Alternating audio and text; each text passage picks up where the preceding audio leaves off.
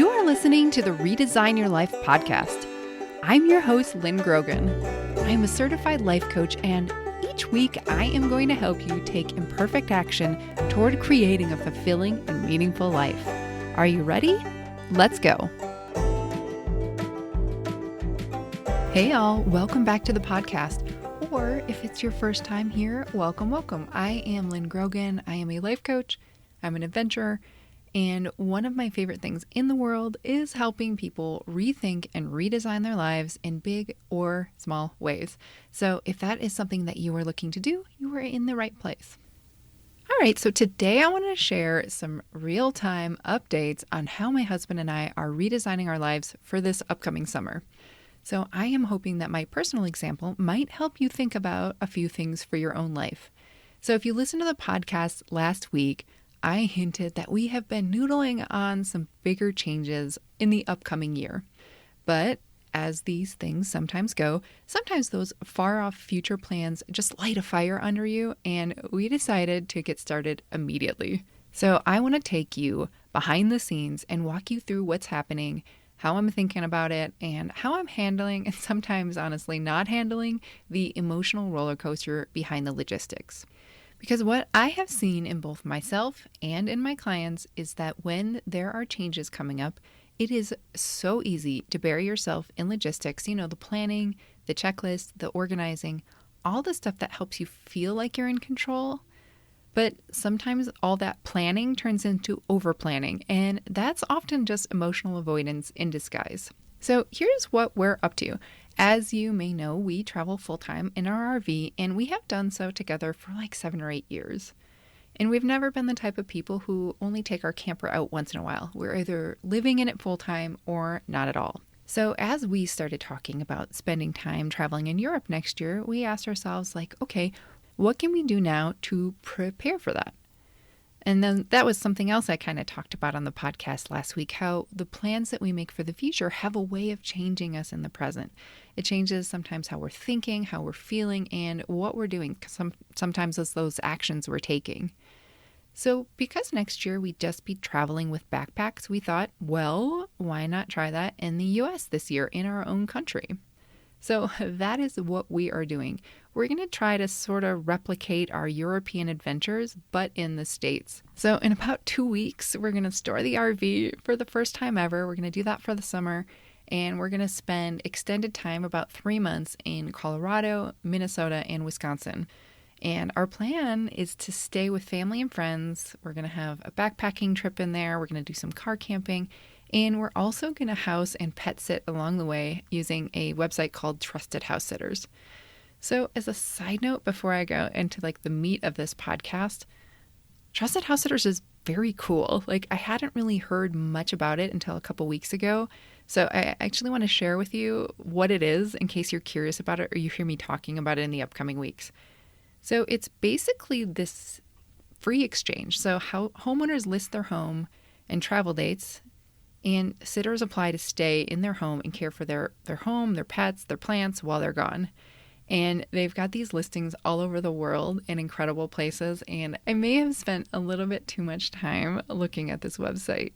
So it's kind of like staying in Airbnb, but it's kind of free and it comes with animals. So there is a membership fee that you pay, and you have to get a background check, and you leave reviews for each other. So it's pretty well vetted in that way. And it's just this cool, different way to travel.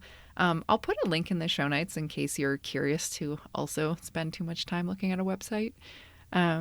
So we actually just got accepted to our first house sit in Colorado, and we're going to be taking care of this really goofy looking English sheepdog. His name is Huckleberry, and he looks like he is part Muppet. So I'm hoping he'll make some sort of cameo on this podcast going forward. So this is a huge shift for us. We're going from having this home on wheels to not having a home base at all. And as we have been making these plans, I have noticed myself getting a little, or sometimes a lot, snippier with my husband. I have been spending way more time scrolling on my phone, and I've eaten a few more snacks than usual. And these were my first clues that hey, Lynn, maybe there's something more going on emotionally. And I'm sure you've experienced that yourself, right? You're like 100 reels deep in Instagram and you look up and it's like 2 hours later and you're like, oh my God, what is going on with me? So I took a step back and I started digging in. When I say I'm digging into something on the podcast, what it usually means for me is I get coached on it, or I journal, or I just like somehow talk about it or process what's going on in my mind. It might mean something different for you. Maybe you go on a walk, talk to a friend, meditate, but it's, digging in is that process of figuring out what's going on for you. And what came up were some totally normal, very human worries. I found the kinds of concerns that come up for anyone who's going through a big life change. So I figured I'd walk you through a few of mine and share some strategies in case it'd be helpful for you. Here are my top 3 fears. There are many, but I'm just going to do 3 about the lifestyle changes we're about to make. And like I said, think about your own situation, take what's useful, that kind of thing. So number 1, fear of regret. What if I don't like it? So this is probably one of the most common fears I hear when someone is anticipating or planning a change. And it's definitely one of my biggest ones too for this upcoming summer. It's that fear of the unknown. We cling to the familiar, even if it's not great, because at least we know what to expect. But the unknown, that's where the next favorite parts of your life are going to be hiding, and they're there to be discovered. So here's how I'm talking about it to myself when I have those thoughts okay, what if I don't like it? Well, 1, this isn't permanent. Nothing is permanent, right? Even if you make some big change in your life, it's not permanent, which brings me to thought number 2, which is you are allowed to change your mind. And if you don't like it, you can tweak things, you can pivot. I think it's also helpful to remind yourself that there's probably going to be a mix of experiences. It's not going to be all good or bad, right? Sometimes we forget that there's a range. There's going to be some things you love, some things you're neutral about, and some things that, you might actually hate. And that's allowed. That's a part of it. And it doesn't mean that anything has gone wrong. And of course you don't know if you're going to like it. Isn't that the whole point? Our jobs aren't to predict the future when we go into the unknown. It's to stay open to that figuring out part and being curious about it as you go along. Like I said, there's supposed to be some things that you love and hate and feel neutral about it. That's why you're doing something new. Number 2, second fear of burnout or just getting real tired of it. So for me, this is on my mind. What if I get tired of constantly moving, staying in different places, adapting to new schedules? That kind of fatigue is real. So this fear might be a little bit specific to my situation, so I'll try to broaden this a bit. This fear of burnout, getting really tired, it might come up if you're thinking about switching jobs where you're working in a very different way. So maybe you're suddenly going to be interacting with a lot more people, or maybe nobody at all. Or maybe your hours are shifting. Maybe you work in the day and it's going to night, or vice versa. Maybe you have some upcoming travel or explorations coming up where you'll be in unfamiliar places with new people. There's a lot of different ways this can show up. So for me, will I get tired of this way of living? Yeah, probably. And that's okay. I am expecting there will be moments when we are just tired of all of it, right? Just like for whatever situation you're imagining for yourself, there's probably going to be times where you haven't yet adapted to the new routine and you are tired. And you are supposed to be tired during change. Our brains thrive on routine and predictability, and they like to go on autopilot. If you've ever had that situation, where you're driving to work and then suddenly you get to work and you're like, oh my God, I don't remember that drive at all. Yeah, because your brain went on autopilot because it's part of your routine. And when you can't go on routine, everything takes more energy. And that's why it's exhausting, even if you're in an exciting situation. So I'm trying to be realistic and say things like, yeah, it's going to be hard sometimes, and that's okay. I'm accepting this as a reality, a probability of something that's going to happen. And the good thing is that if you accept that sometimes things will be hard, you can brainstorm how to take extra special care of yourself. And that's something that you can ask yourself, hey, when things get hard, because I know it's going to get hard, what might I do? So maybe you plan some time outs, right? Maybe you plan to take a walk, have solo time. Maybe you just say, hey, it's cool if I just zone out in front of the TV from time to time to at least put that part on autopilot. Maybe it is some familiar foods if you're in a place where a lot of the foods are unfamiliar. Or maybe you just have that specific friend you can talk to because they just let you talk. They let you vent. But really, the most helpful mindset here is not pretending that it's going to be easy all the time. It is supposed to be hard if you are changing things. So instead, stay curious when discomfort comes up and ask questions like, what about this is hard? Is it the change? Is it the routine? Is it the social situations, relationship? What is it? Name it. And then, what would be helpful right now, or for next time if you're repeating this in the future? Like, what would be helpful, if anything?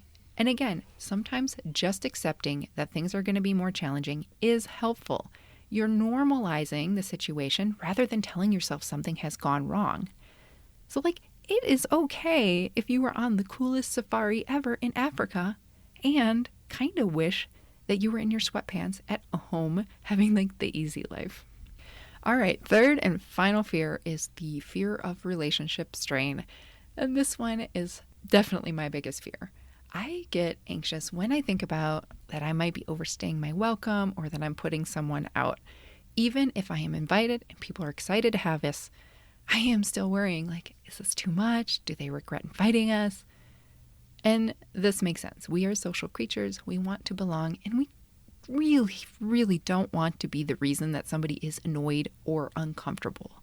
And when you're staying in other people's home or traveling with them or being in their space at all, even if it's temporary, you are shifting their routine. That is just reality.